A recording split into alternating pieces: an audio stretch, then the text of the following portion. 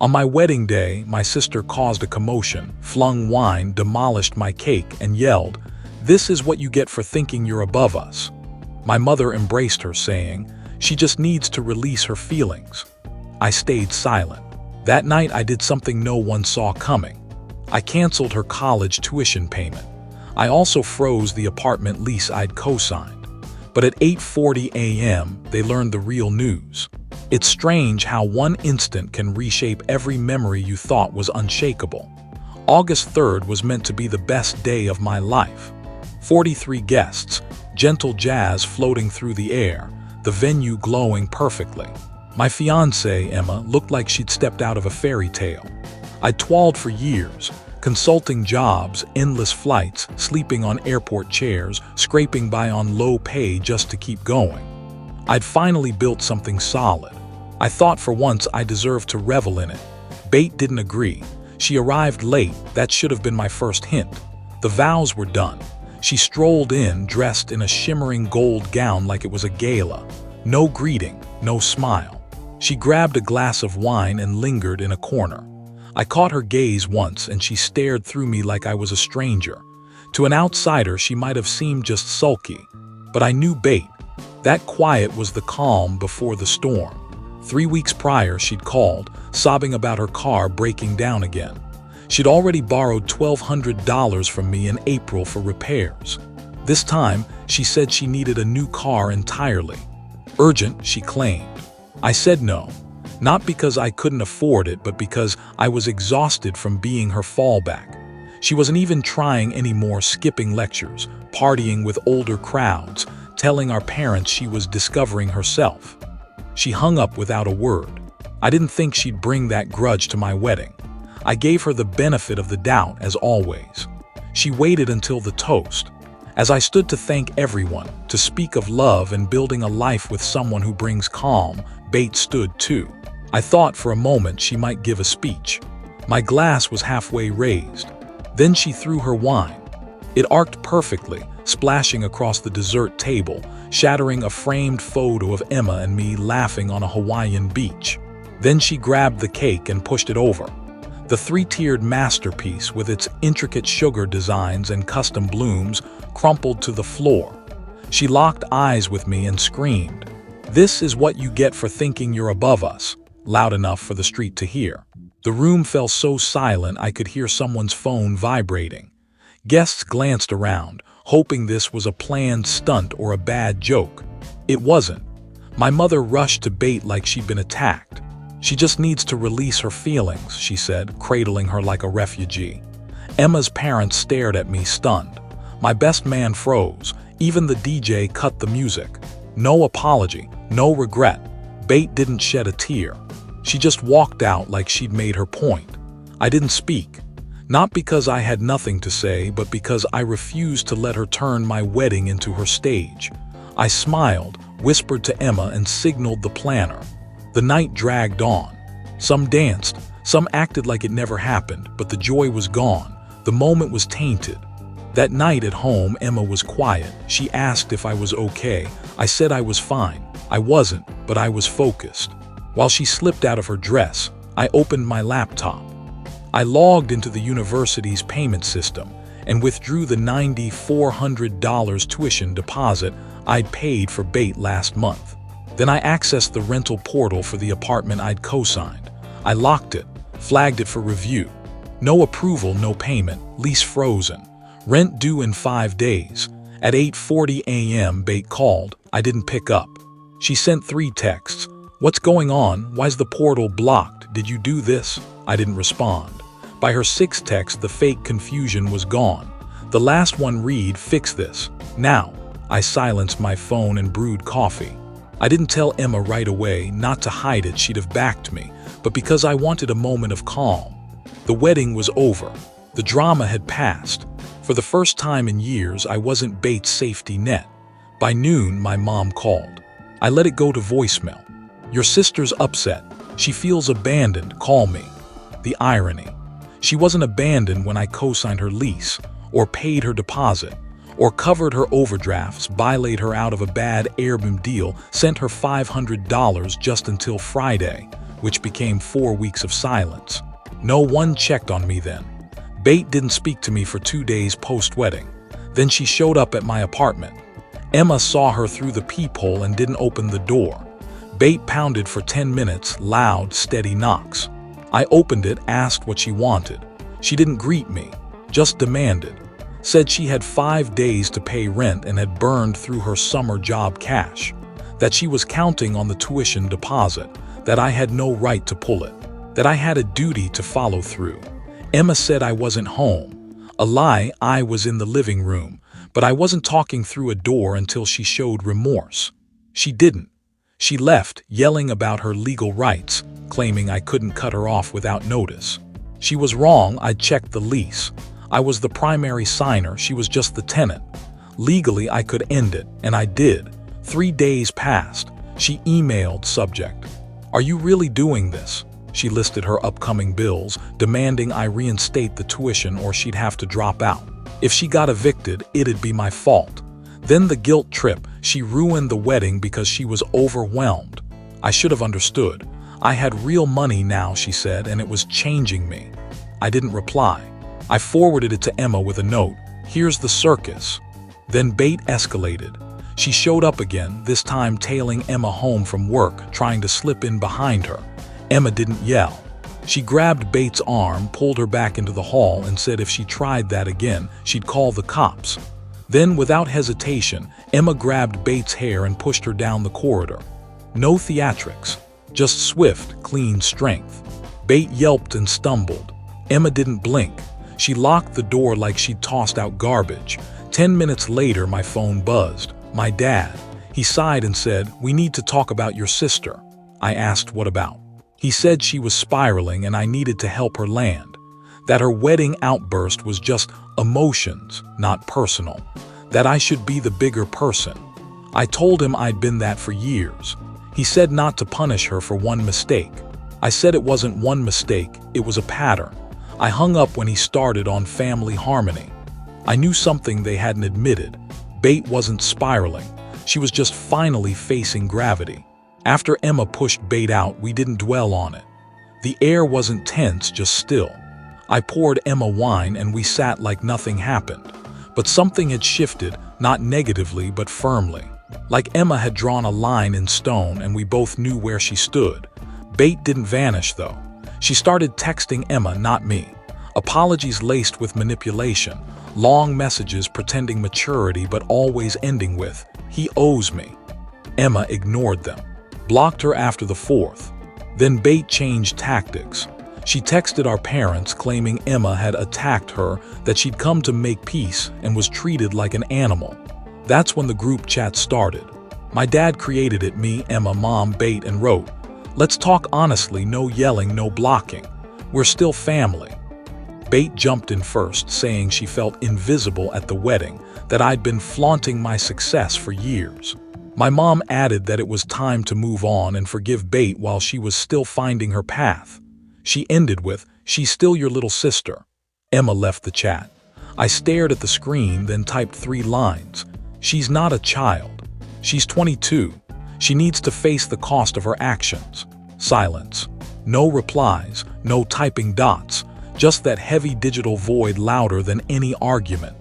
2 days later, my cousin said Bate had vacated her apartment. No rent money, no subletter. The lease company contacted me for final papers. I didn't resist. Signed everything, secured my credit, and moved on. But the real twist came a week later. Bate re-enrolled in school, not with my money, but our parents'. They'd paid her tuition after all their complaints about being broke, about how I had better chances. They quietly covered it, no fanfare, no apology, like it was always an option. So they'd had the funds. They just didn't want to spend them when they could lean on me. I was done. Not angry, just clear. Emma and I sat on our balcony that night with cheap wine and leftovers, and I told her I felt like a 10-year burden had lifted. She smiled and said, "Good, now we can live." That was the first night I truly believed her. A week after Bate left her apartment, things went quiet. No more frantic texts, no ambushes. The storm seemed over. Then my mom called. No hello, just, "You'll be at your dad's birthday next Saturday, right?" like the wedding never happened, like Bait hadn't wrecked it. I said I wasn't sure. She paused, then said, "Bait will be there. I want you two to talk like adults. Stop being so distant." That stung oddly. I was distant, not the one who trashed a cake and screamed in front of guests, not the one who'd leeched off me for years, but the one who finally drew a line. That's who they blamed. I hung up without committing. That night, Emma and I cooked dinner and didn't mention it until we were halfway through. She said we shouldn't go. I agreed. The night before the party, Bates sent a Venmo request for $1,800. Label for the cake and frame, haha, let's call it square. I didn't react, just showed Emma the phone and stepped onto the balcony. When I returned, she looked calm. I asked what she replied. She shrugged, she won't like it. 15 minutes later, Bait blocked us both everywhere. We skipped my dad's birthday, but Bait attended, wearing a white jumpsuit that looked suspiciously bridal. Cousin Cara sent a photo caption. "She's not okay." Bait had brought some real estate guys she'd met weeks earlier, telling some guests they were moving in together, others that big things were coming. She kept repeating it. Big things. Monday, we learned what?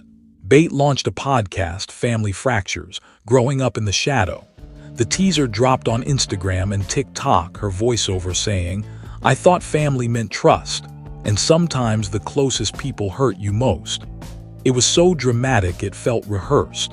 She thanked a sponsor, a therapy app I'd recommended to her a year ago when she called me, panicked, from a bar bathroom. She'd landed a real deal. They shared her video. It hit 10,000 views in a day.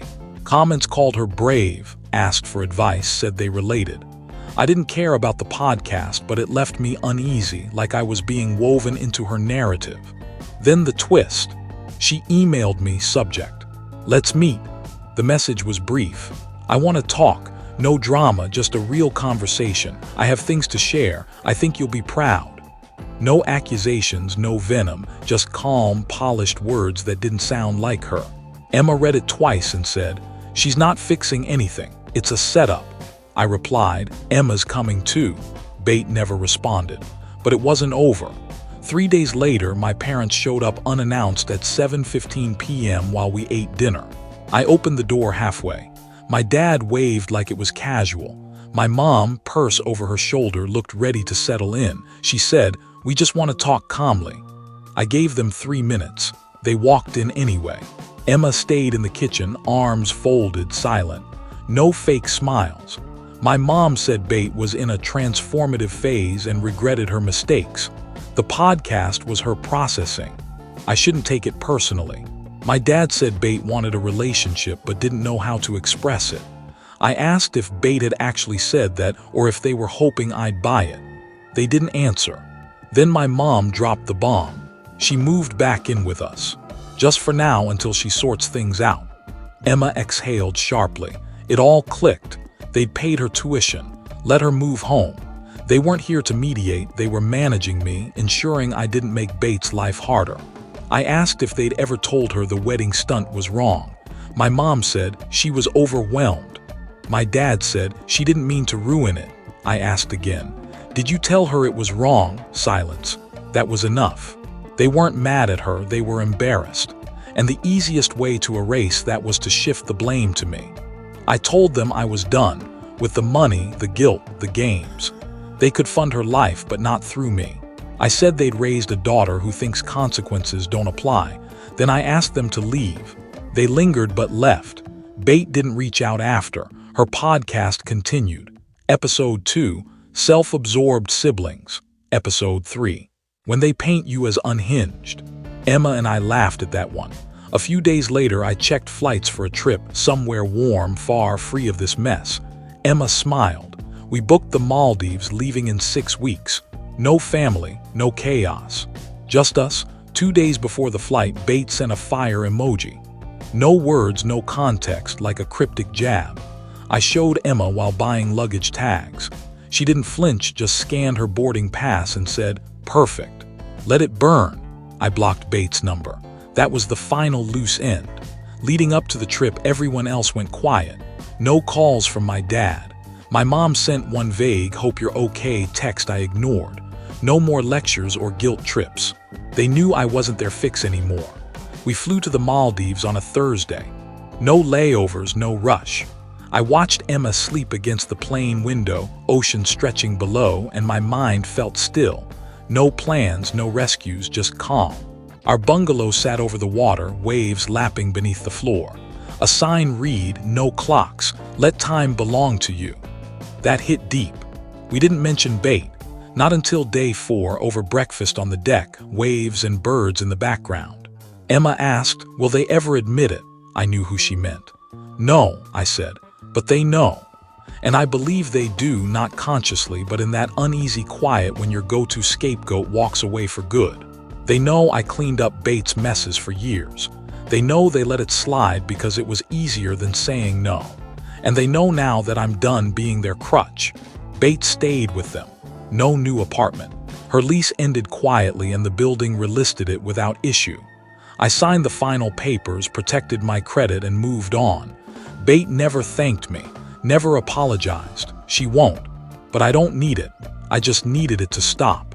The podcast ran 2 more episodes, one on losing your support system, another on financial control in families. My cousin said Bait stretched the truth until it unraveled.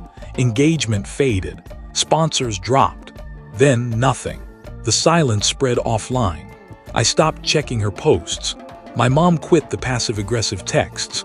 My dad didn't mention her when he called about a car repair. Bait re-enrolled part-time on my parents' dime. They tapped a rainy day fund they'd never mentioned. I almost laughed.